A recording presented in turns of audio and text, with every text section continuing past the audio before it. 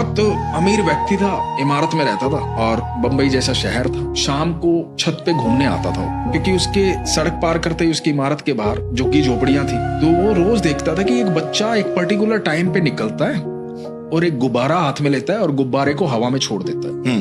एक दिन क्या हुआ कि ये आदमी जो था, इसका थोड़ा सा काम हो गया तो थोड़ा लेट हो गया ये आने में छत पे। तो अब क्योंकि रोज रूटीन में एक चीज आप देख रहे हो तो आपकी भी आदत बन गई है। तो अब आपने झांक के देखा कि आज गुब्बारा नहीं आया, तो गुब्बारे वाला बच्चा भी नहीं दिखाई दिया।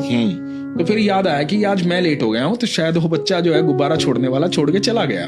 ठीक है। तो इसने ऐसे ही मुस्कुरा के ऊपर देखा तो इसने देखा कि इसके छत पर जो पानी की टंकी है उसमें गुब्बारा अटका हुआ है। तो इसने जाकर के गुब्बारे को उतारने की कोशिश की, गुब्बारा उतारा तो गुब्बारे पे लिखा हुआ था कि भगवान हमारी मदद कर, मेरी माँ की तबीयत बहुत खराब है और हमारे पास पैसे नहीं है इलाज के लिए। तो इसने ये पढ़ा, इसको सारी रात नींद नहीं आई, वो गुब्बारा दिखता रहा, वो लिखा हुआ दिखता रहा इसको। ये सुबह उठा और सुबह क्योंकि रोज ये देखता था कि किस झोपड़ी से और किस झुग्गी से निकल करके वो बच्चा आता है, तो वहां गया, गेट पे वही बच्चा मिला। अब बच्चे को बोला कि तुम्हारी माँ बीमार है? तो उस बच्चे ने कहा कि हाँ मेरी माँ बीमार है, लेकिन आपको कैसे पता? बोला वो मैं बता दूंगा, लेकिन मेरा कुछ सवाल है, पहले वो तुम्हें बताना पड़ेगा। तो बोला कि हाँ बताओ। बोला तुम क्या करते हो?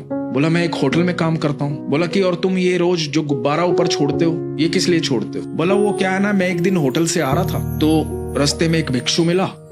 भिक्षु ये कह रहा था कि मैंने 3 दिन से खाना नहीं खाया। मुझे लगा कि 3 दिन से खाना नहीं खाया, अब ये खाना नहीं खाएगा तो ये मर जाएगा। तो मुझे रोज का 1 रुपया होटल से मिलता था, तो मैंने उस 1 रुपये से कुछ खरीद करके दिया भिक्षु को कि ले खा ले।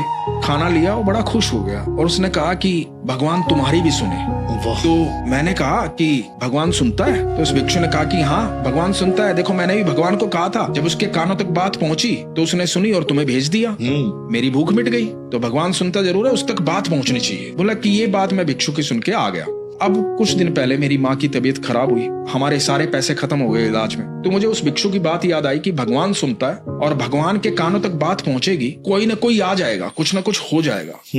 तो अब सब कहते हैं कि भगवान ऊपर रहता है। अब मैंने सोचा कि भगवान तक बात कैसे पहुंचाऊं, तो मैंने देखा एक आदमी गुब्बारा लेकर के हवा में उड़ा रहा है, तो वो ऊपर तक जा रहा है।